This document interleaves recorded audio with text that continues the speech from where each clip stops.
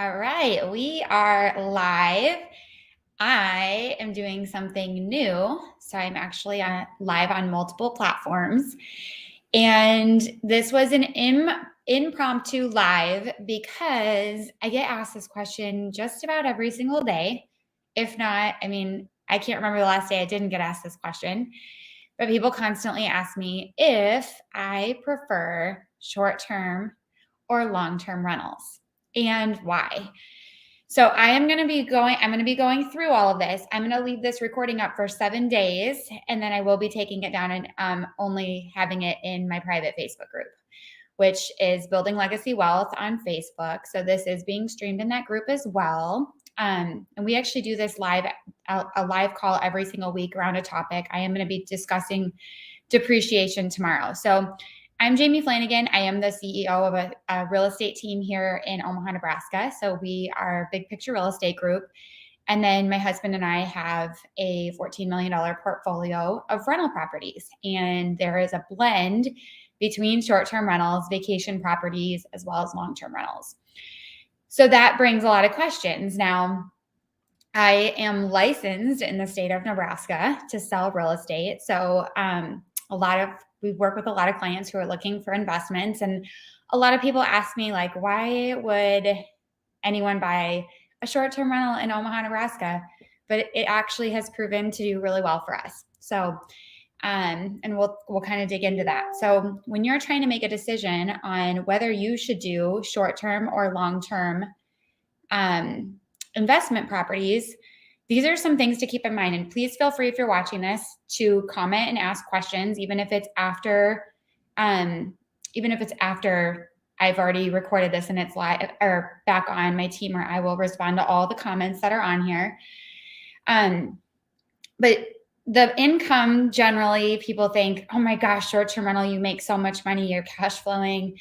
And you really have to analyze this. And this is going to be property specific. So, and it's also going to be dependent on your desires and your wants. And there's additional costs that I think it's good to evaluate. And there's additional pros that I think you should also consider when you're considering a short-term rental.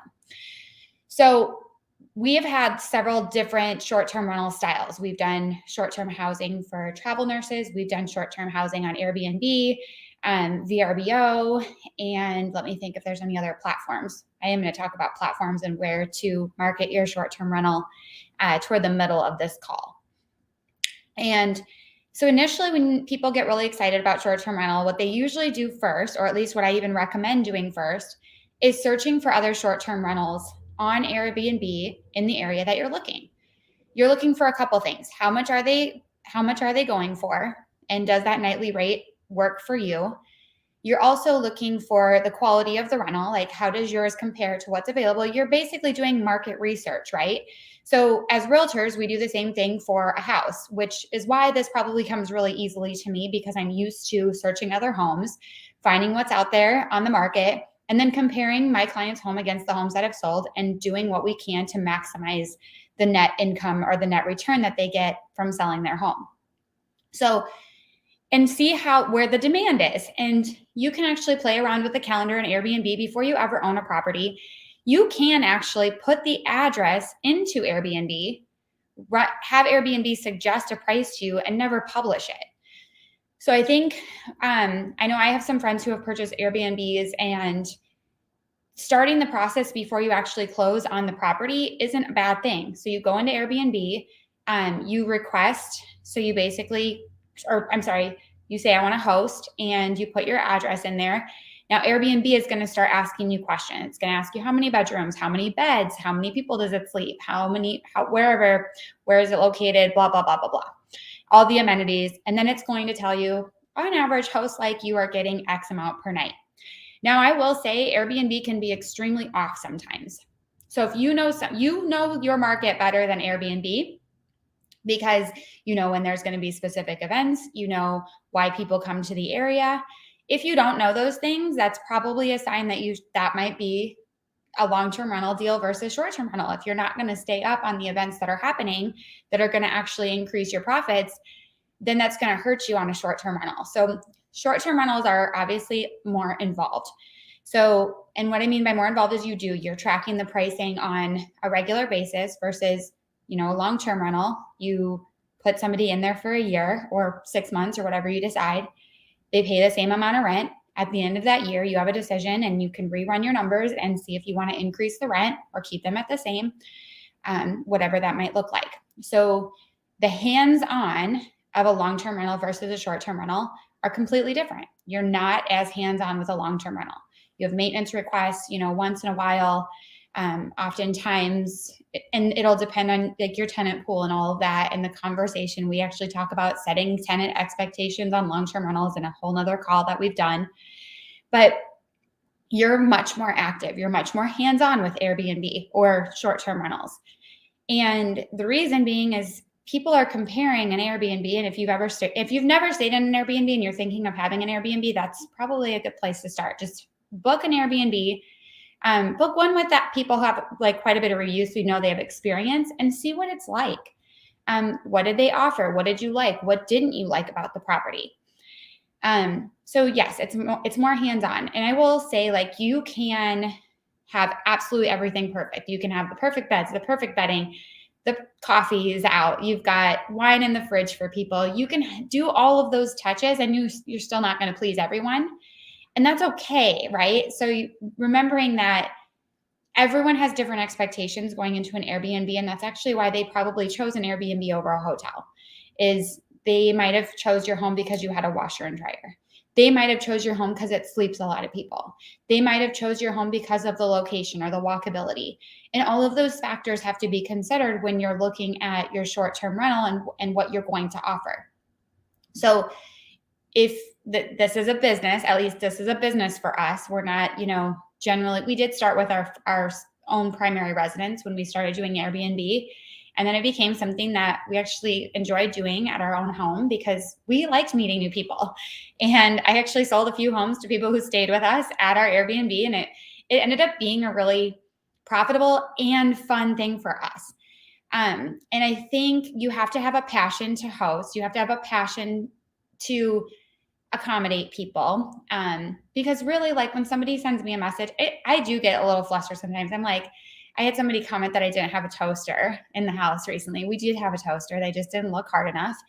But that can impact. So it's like, are the things that people are going to use the most often, can they find them?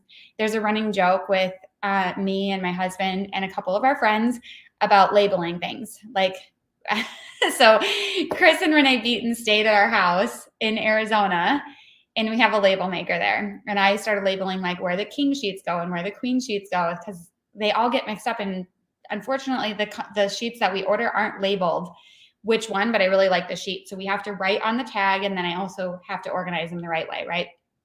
So anyways, we came back home and they had labeled like our chandelier and the fridge. But what's funny about it is you can label stuff and still people will put it back in a different place. So it doesn't solve the problem. It just helps simplify organization. But I laugh at that because you can try and like solve every problem with what could potentially happen. And it's impossible. And you just have to like let it go. So I'd say if you take every single thing personally, just remove, like, that's a mindset thing. Just remove that from your mindset. Don't stress about it. Go above and beyond for your client like you would in any other business. Go above and beyond.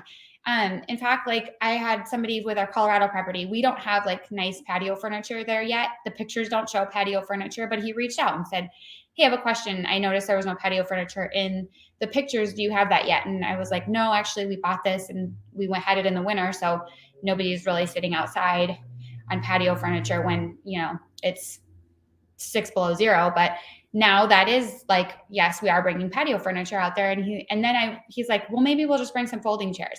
That's an easy thing that I can do and that we would actually benefit from too when we use the property. So, I think sometimes we overthink what we need to put in a property too. Like, I have to have the nicest furniture. I can't tell you how many posts I've seen on Facebook groups about mattresses and people spending thousands of dollars on mattresses because they think that's going to get them. But you guys, a $6,000 mattress, I mean, that's $500 a month more in income that you have to do just to cover in 1 year that mattress. So I would encourage you to really think about what's important, and you can get a really nice mattress. And the thing is, it's an Airbnb. So you want something that's going to be able to be, if something were to go wrong, that you can replace pretty easily. So like we order our mattresses from a few different companies, and I have a list that I'm actually sharing in Building Legacy Wealth as soon as we get to our 300 members, of all of the items I order for our Airbnbs, from mattresses, what lamps I order, what end tables, what couches, what pull-out sofas, all of that. So I do have a list with all of those things. So if you're not in that group, hop in that group if that's something you're interested in. So that's Building Legacy Wealth on Facebook. Okay, so now I want to talk a little bit about the actual percentage of nights booked. So few people who have texted me recently have said, oh my gosh, I just pulled up, this one, and it rents for this per month. But the thing is about Airbnb and short-term rentals is those 30-day bookings end up being a luxury. Like that's a win, right? The other thing is, if you either have to kind of allow 30-day rentals only, or like 7 days or longer, or 3 days or longer to get those bigger bookings, or you do the short-term nights. So it's a balance game. I do a lot of 30-day rentals, but I have a minimum stay requirement of 7 days on a lot of my properties. Well, if somebody books for 30 days and then there's a gap of 14 days, I have to manually go in and update the setting to say, now I'll accept 3-day or 2-night stays to fill in those 14 days that were, missing or whatever, to try and fill in and maximize how much I'm making. So how often your property is actually booked is going to play into your numbers. And so when you're evaluating it, you're not renting it 30 nights a month. You're, probably the average is, depending on where you're at, like our Colorado place is always booked on the weekends, but it's always available basically, like my friends, or we could always stay there Monday through Thursday, because people usually check in on Thursday and they check out on Sunday, and head back home. So like thinking through those things, and how often do you want to utilize the property? Do you want to mark those days off? How much are you spending? So when you're calculating your ROI, if you're looking at vacation rentals and places outside of maybe where you live, or maybe you live in a destination place. But if you're looking to travel to the location that you're going to, how much are you currently spending on places when you stay there? Like budget that in, because if you're spending $5,000 for a week for your family in a place like Colorado or Florida or Arizona, wherever that might be, adding that up and knowing, hey, if I purchase this property and I own it for, 10 years, that would have been $50,000. Whereas if I purchase a property, I could actually benefit from income on it. You'll benefit from the appreciation on it. You'll benefit from depreciation on it. And if you guys don't know what depreciation is or how to calculate it, I'm doing another call, and this will be just in the group. I'm doing a call tomorrow in Building Legacy Wealth, explaining depreciation and the actual magic behind it. So yeah, calculating those factors into your strategy. The next thing to talk about, so the platform, what platform do you choose to go on short-term rental? So there's Airbnb, there's VRBO, there's a bunch, and I won't even list them all because I've seen so many come up lately. And that's the thing, platforms are being constantly added because other people saw what Airbnb did and they're like, hey, they're onto something here, right?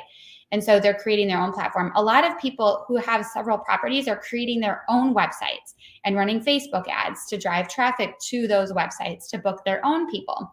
And that's actually what we're going to be working toward, is having our own website so that people can book directly with us. Because it is hard. Like, you're under the Airbnb algorithm when you're on Airbnb. You are subject to their terms and conditions. You are subject to their review standards. And so, which is all fine and dandy, but I've talked about Superhost before, and is being a Superhost really important? Is it not? And that's a conversation for a whole nother day. But again, when you start to look at the properties and how to achieve that Superhost status, and is it important? I'm like 0.1% away from a Superhost, so I stopped caring because I've booked, I don't know, I'm in the 250, I don't know, however many reservations I've had for me to change and go from 4.68 to 4.7 or whatever it is. it would take a lot of reservations. So it doesn't matter. And yes, our property is still booked just fine, but I also have a long history of reservations. I'm very responsive in my communication, and that is my next topic. So deciding between short-term rental and long-term rental, we already talked about, they're a lot more hands-on. Communication with short-term rentals is probably the number one thing that will make or break your short-term rental. Communicating with your guest on how they access the property, what things are around. Like, people want an experience. They book an Airbnb for an experience. If not, they would just book a hotel. And so that experience might be family time. That experience might be close to the mountain. That experience might be beachfront property. Like, whatever that is, you need to know that as part of your market research, but you also need to be able to communicate effectively so that your people know. And if you're looking at Airbnb as just like, hey, I want to make a bunch of money and I just found this property and it looks like it could be a great thing, but you don't actually know, like, drive the property. What would bring you there? What would attract you there? And then also the pricing of that. So, like, we own an Airbnb in Florence here in Omaha, Nebraska. And I truly didn't know this could be a totally awesome Airbnb, or people could be just like, the location just might not be right for people. It's a little, it's kind of off the beaten path. Like, it's really close to the airport, but it's not near like Benson or Midtown. So you have to drive there, but it is relatively close. So anyways, we bought this property in Florence and it's actually done phenomenally well. So what I think is interesting about that is we bought it though knowing we could flip this house. So we did some research. I actually, like, after we bought it, we went and I stayed in the house while I was furnishing it. And then, like, the quirks about it, the washing machine flooded the very first day that I was there. And luckily we have a great appliance. Jeff Carlson, who helps us with our appliances, was able to fix the washer. But, like, I'm glad I was the one to experience that versus one of our guests. And it was a super simple fix. But anyways, that we experienced that. So again, driving the property, understanding where it is, looking for opportunities to improve the property that don't cost anything.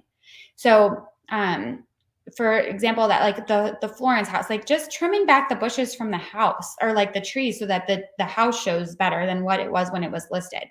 And that's just common, like, how we find deals. I have a podcast episode and a training just on how do we find deals in any market, because Brad and I have bought more houses this year than we have in any other year. And this market is obviously crazy, and everyone, there's bidding wars and all of that.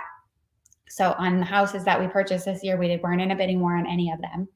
So, and that's a topic, again, that I'll cover, and I have covered in the past, on how to find deals. So back to quickly, I don't know if anyone had any questions about the Superhouse status, but different platforms. And feel free to join that group and ask questions. That's what that group is for. And then between my team and I will answer all of those questions. Okay, so I did touch briefly on the cost to furnish. This is something that I would create a budget for prior to writing an offer, getting into contract, because, how much square footage is it? If you can find a functional space that is really well designed from a square footage standpoint, like huge houses, it just costs more to furnish it. It costs more to clean it. So finding a cleaner is going to be more expensive. And that doesn't necessarily get you more per night.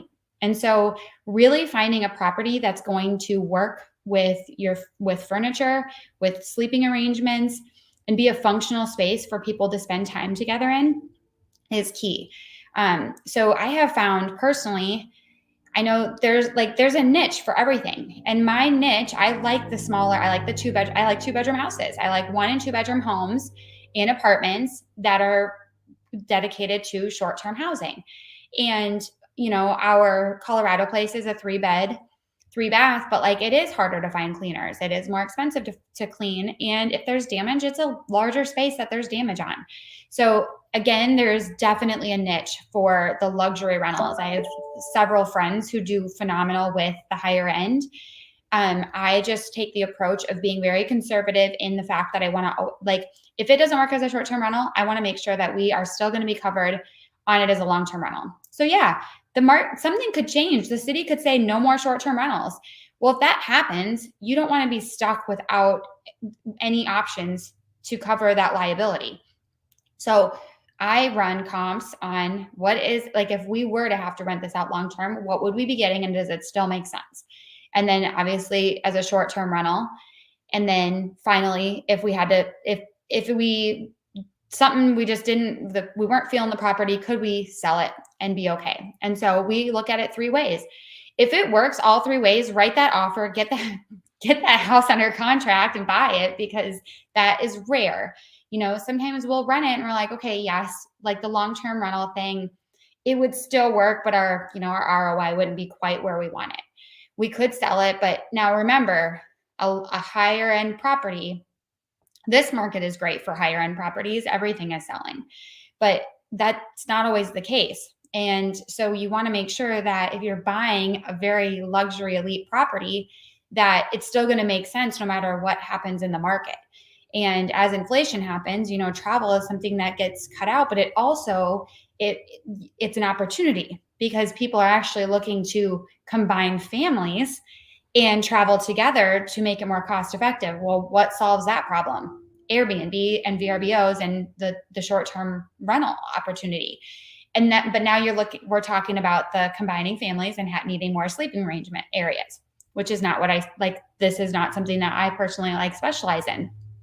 Now, I often have multiple properties, and they, I can accommodate 2 families really close by, whether it's in the same building or, within 5 minutes walking distance or whatever. And then maybe I cut them a break if they do both.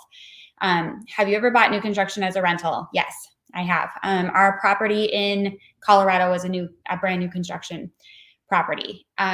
Here in Omaha, I don't think I have purchased anything new construction wise. And this would be, so in Nebraska, and you have to give StreamYard permission, so I can't see who actually made that comment, but what state are you in? Whoever commented. I'm going to guess Nebraska, because that's where most of my people are from, but okay, I'm going to assume Nebraska. Nebraska new construction. We pay taxes in arrears. So when you purchase a new construction home, Texas. Okay, so I don't know how your taxes are treated, but they're probably treated current. So when you close on that, but I don't know, and I also don't know your tax percentage. But hey, Natasha, I once you said Texas, I was like, I know who this is. Okay, so with new construction, it would really be like you would run it the same way as anything else. The nice thing about new construction is you have no maintenance. I mean, not no maintenance, but you're not going to have like the AC fail, and if it does, it's under warranty. Hopefully, it's a reputable builder. So I actually think that new construction is a great opportunity. It just hasn't necessarily worked in like some of the scenarios where if the taxes are too high once they're assessed, or just location. Like in Nebraska, most of our new construction is way on the outskirts. We do have some new construction going on in like downtown now, which I would totally consider. But yeah, so absolutely new construction would be a great option. It just, I don't know if it's in an HOA, but the HOAs can be pretty kind of wild, especially the newer HOAs who are very savvy to the short-term rental and not wanting short-term renters, which I think is, I find that really interesting in itself with the HOAs, because they say like, and I guess now maybe in other markets where there's like people do rent to party, but like in Nebraska, our short-term rentals are way more maintained because we're literally at the property every time it turns over. So they're really like our properties are nicer, because we have regular lawn maintenance. We've got people out there cleaning up, the leaves, and we have people in and out of the house cleaning it every single week. So no short term, you would have it for 6 months or more, as long as the numbers make sense. And it, from like usually new construction costs a little more. So those are all things that I weigh out. Like I like appreciation. And see, that's the thing. If you're making a really good income already, you may not need the cash flow. You might need the tax benefit. And realtors, most of the time, we're self-employed. We get to a point where basically mileage, photography, staging, like we don't have like inventory and stuff that we can use against our taxes. So rentals are really in my opinion, and I'm not an accountant. Doug is our accountant. Maybe he'll watch us later and he can comment, but depreciation from rentals is one of the best tax strategies that is out there. And our income, because when you're licensed and you're active in the business, it's treated as active income instead of passive income. So even the cash flow that's on that is a tax benefit compared to somebody who's not licensed. And if you guys don't know, I'm actually hosting a boot camp June 6th through the 9th. Sierra on my team will drop a link on here. But that boot camp, it's $97, and we're literally deep diving into all of those things. So how to offset your income as a realtor. If you want to get into real estate, but you don't want to get a real estate license, what does that look like? How do you market your business, and how do you find properties? So we're gonna deep dive into that. We're actually gonna do a bonus day. Day 5 is going to be all about vacation properties, how to finance them and how to find them, and how to find an agent to represent you who actually gives a crap about your goals. So yeah, if you would have like 6 months or more, that's great. Now, the other thing too, I found like in new construction, like you can even do furnished rentals.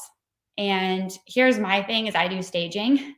So we usually have furniture that's, been in and out of homes, but then, it starts to get a little bit dated, but that actually can be trendy in a Airbnb or a furnished rental. So we can do, we can definitely do like furnish a property with like old staging stuff. And it's like, now it's helped this business over here, and we've moved it into this business, and it's now helping this business, which is why I think there's a global effect with, real estate. Is if you're not making money as a realtor, call me, because there is so much opportunity in real estate. It's insane.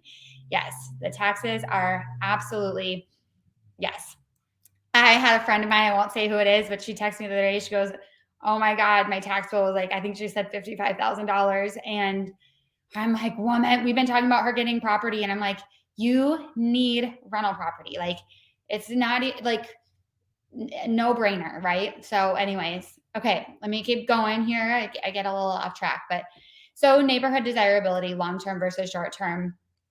Are people going to check in and the neighbor has trash all over their house? Like, you might have found a great property, but unfortunately, if the neighbors aren't on board and it looks trashy when people show up to check in, you're going to have problems. You're going to have complaints. Your reviews are going to be low.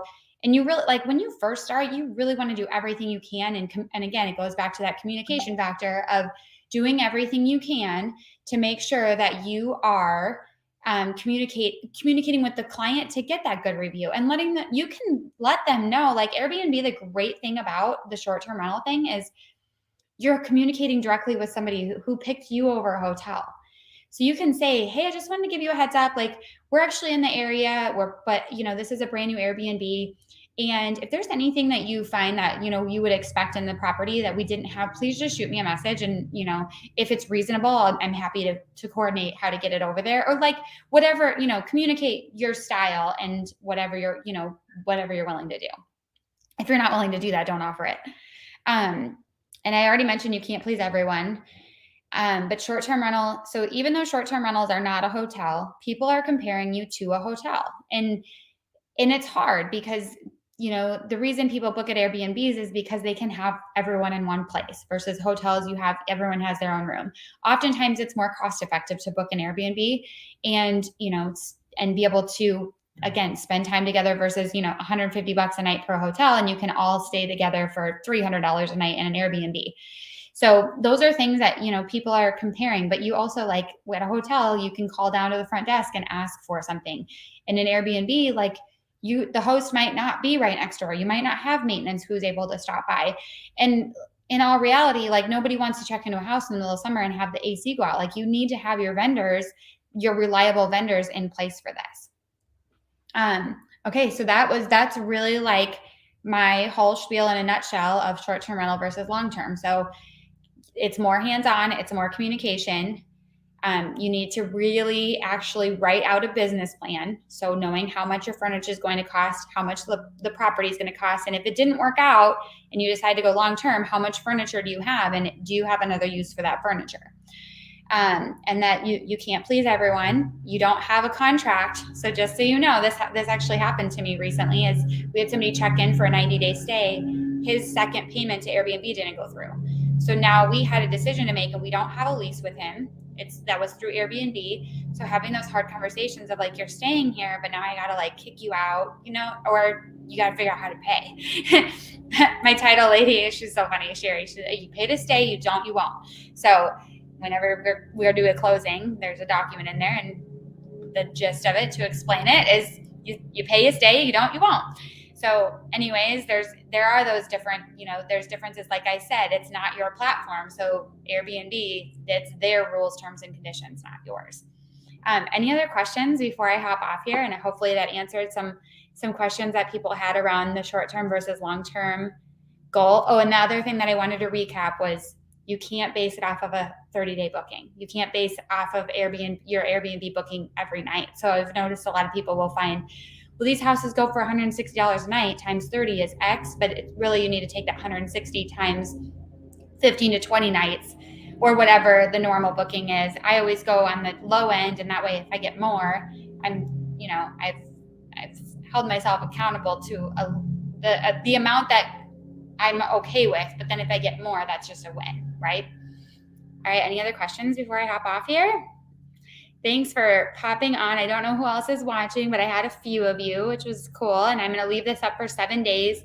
And then after 7 days, we'll actually pull it down and it'll go into our private client coaching modules. So thank you guys for watching today, and I'll see you later. We're going to talk about depreciation tomorrow. So if you're available, hop on in the group. That will be just in the Building Legacy Wealth group on Facebook tomorrow, explaining depreciation. And if you're a realtor watching this and you don't know how to explain depreciation, you need to be on there because it's one of the most important things when we're talking investment strategy.